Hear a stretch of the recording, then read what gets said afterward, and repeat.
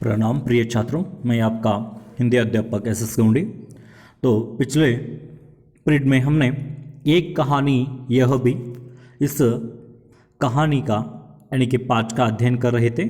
तो इसके लेखिका मन्नू भंडारी जी थी।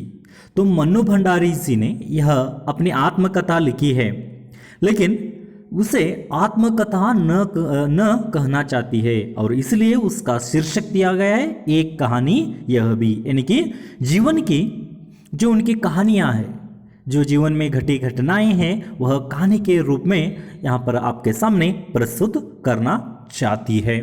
तो उनके जन्म के बारे में बताती है। जन्म के यानी कि उनका जन्म मध्य प्रदेश के भानपुरा गांव में हुआ था, लेकिन उनका यादों का सिलसिला ब्रह्मपुरी मोहल्ले से के उस 2 मंजिल मकान से शुरू हो गया था। तो उसके बाद ऊपर के मंजिल में उनके पिता रहते थे और नीचे के जैसा पर घर में वह अपने माता के साथ, अपने भाई बहनों के साथ मन्नू भंडारी रहती थी। तो उसके बाद उन्होंने अपने पिता के बारे में कहने लगते हैं, अपने पिता का स्वभाव कैसा है उसके बारे में वह बताती है।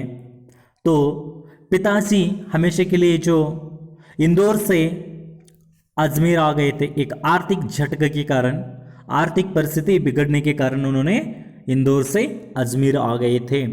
तो अजमेर में इंदौर में जो आधा काम जो रह चुका था उसे उन्होंने क्या किया, यहाँ पर कंटिन्यू किया था, पूर्ण किया था।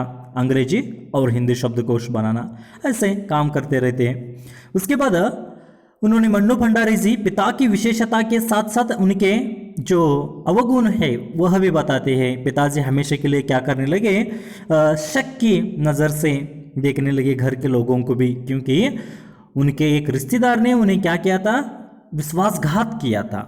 तो विश्वासघात करने किए थे, इस वजह से उन्होंने घर की लड़कियों को और खुद की पत्नियों को भी एक शक की नज़र से देखने लगते थे अथवा ताड़ने लगते थे।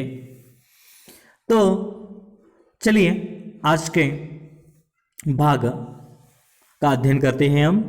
तो आज अब तक उन्होंने इस पाठ में माता के पिताजी के बारे में, उसके गुण, अच्छे गुण और उनके बचपन की यादों के बारे में कहा है।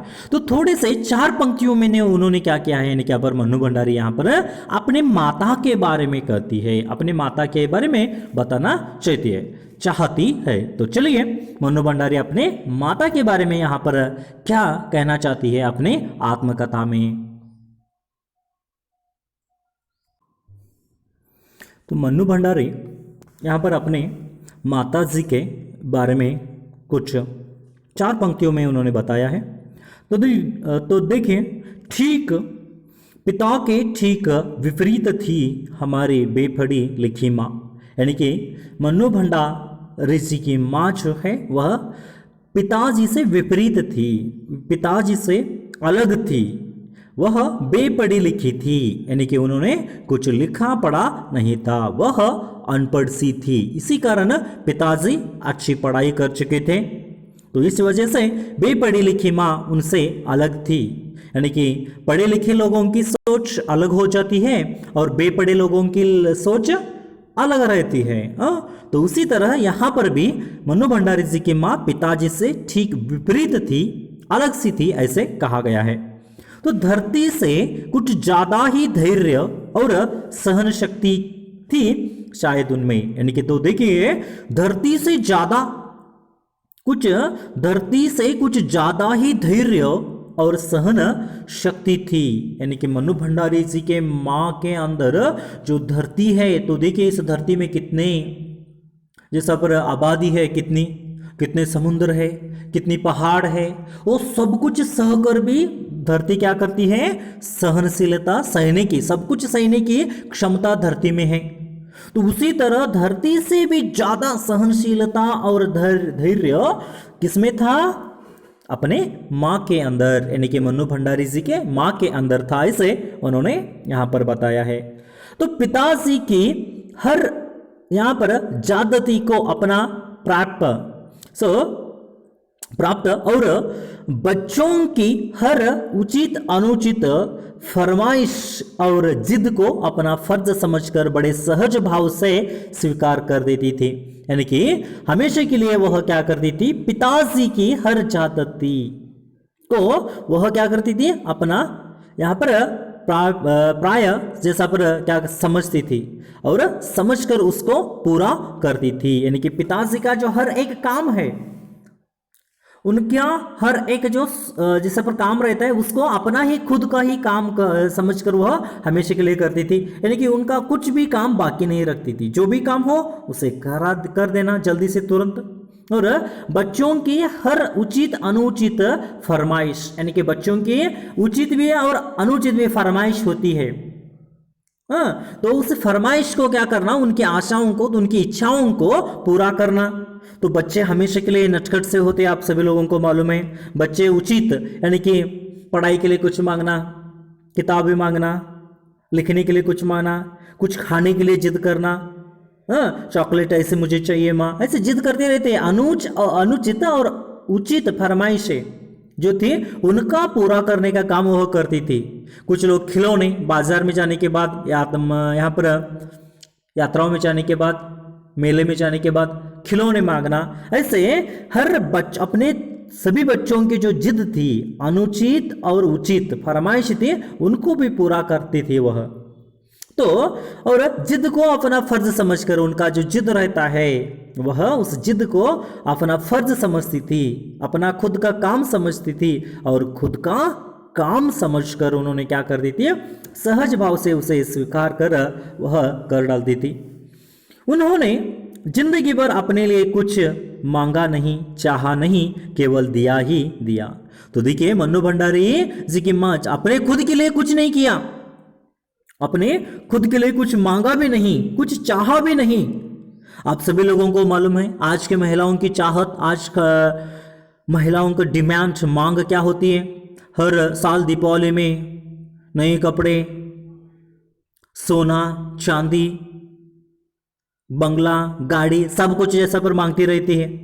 लेकिन मन्नू भंडारी जी की जो माँ है उससे कोई भी चाहत नहीं थी, वह कुछ भी अपने लिए मांगती नहीं थी, केवल दिया ही दिया। यानी कि सब कुछ उन्होंने क्या किया, अपने बच्चों के लिए, अपने बच्चों के लिए और अपने पति के लिए उन्होंने कुछ न कुछ अपनी ओर से त्याग देती थी और काम कर देती थी, जो कुछ भी काम है कर देती थी।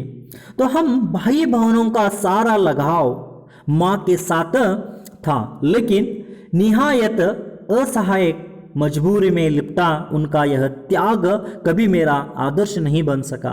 तो मन्नू भंडारी जी यहाँ पर कहना चाहती है कि जो भाई बहन थे, तो भाई बहनों का सारा लगाव, सारा प्यार माँ के साथ ही था, लेकिन माँ के साथ होने के बावजूद भी क्या हो जाता है, यानी क्या पर निहायत असहाय मजबूरी में लिपटा उनका यह त्याग, उनका यह बलिदान कभी मेरा आदर्श नहीं बना। यानी कि माताजी जो कुछ भी करती थी मन्नू भंडारी के लिए, वह उनके लिए आदर्श नहीं हो जाता है, वह घर के अंदर ही रह जाता है। तो निहायत असहाय मजबूरी में लिपटा था वह उनका कार्य, उनका काम। तो इसलिए वह आदर्श उनके लिए यहाँ पर काम नहीं आता है मन्नू भंडारी का, वह आदर्श नहीं बन सकता है उनका काम, तो न ही उनका त्याग और उनकी सहिष्णुता। तो मन्नू भंडारी के अंदर जो मन्नू भंडारी की माँ जो त्याग की कर चुकी थी और उनकी सहनशीलता, सहिष्णुता, यानी कि जो सहनशीलता थी वह उनके लिए कुछ भी काम के लिए नहीं आ जाती है, क्योंकि मन्नू भंडारी की माँ केवल घर का काम संभालती थी। तो इसलिए उनके आदर्श, उनके कुछ गुण, उनका कुछ त्याग इनके लिए क्या नहीं होता है, आदर्श नहीं हो जाता है, सहनशीलता नहीं होती है। तो खैर जो भी हो, अब एक यह प्रैतुक पुराण यही समाप्त कर अपने पर लौटती हूँ। यानी कि मन्नू भंडारी अब तक जो भी हो उन्होंने कहा है प्रैतुक पुराण, यानी कि माता और पिताजी का के बारे में कहना पुराण जो वह है यही पर समाप्त कर देती हूँ। यानी कि उन्होंने पहले यहाँ पर अपने माता के बारे में बताया, पिताजी के, उसके बाद अब माता जी के बारे में 4 पंक्तियों में बताया। तो वह बनकर आगे चलकर वह मन्नू भंडारी क्या करनी चाहते, वह यहाँ पर अपने के बारे में बताना चाहती है, खुद के बारे में यहाँ पर जानकारी देना चाहती है। तो खुद के बारे में बताते हुए मन्नू भंडारी जी यहाँ पर कहती है कि 5 भाई बहनों में सबसे छोटी थी मैं। तो यहाँ पर कितने भाई बहन थे? 5 भाई बहन थे। तो उनमें से सबसे छोटी मन्नू भंडारी जी थी। तो सबसे बड़ी बहन की शादी के समय में शायद 7 साल की थी, यानी कि उनकी मन्नू भंडारी जी की बड़ी बहन की शादी हो गई ना, तो उस समय मन्नू भंडारी जी की उम्र आयु केवल 7 साल 7 साल की थी। और उनकी एक धुंधली सी याद ही मेरे मन में है, यानी कि अस्पष्ट याद ही उनके सामने आ जाती है। यानी कि यहाँ पर छोटी होने के कारण मन्नू भंडारी उस वक्त सिर्फ 7 साल के होने के कारण वहां उस समय जो घटना हुई, जो शादी हुई, वह याद उन्हें ठीक तरह से नहीं आता। अस्पष्ट एक चित्र है, धुंधली सी शायद एक दृश्य ही उनके मन पर छाप पड़ा है।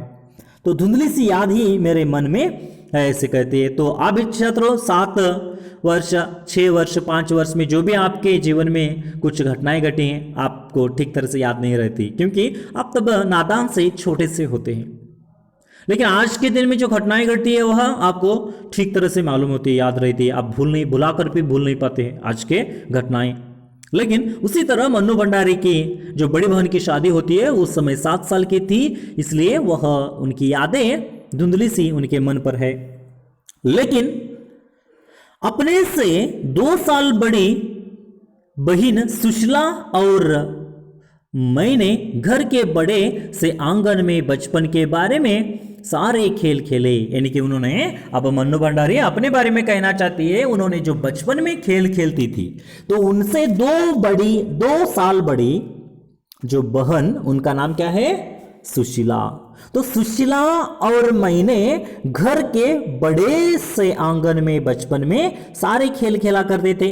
यानी कि अपने बड़े बहन के साथ मन्नू भंडारी सुशीला के साथ बचपन में घर के आंगन में खेल खेला करती थी। तो देखिए खेल कौन कौन से करती है, खेलती रहती थी। आपके लिए 3 अंक के लिए यह प्रश्न भी आ सकता है, मन्नू भंडारी जी अपने बचपन में कौन कौन से खेल खेला करती थी। तो देखिए सतोलियां, यानी कि सतोलियां खेल यहाँ पर खेला करती थी। तो सतोलियां, इस खेल का अर्थ कैसा खेल होता है? यानी कि ये बच्चे पैदा होने के बाद हम क्या करते हैं? उसे स्नान करवाते हैं।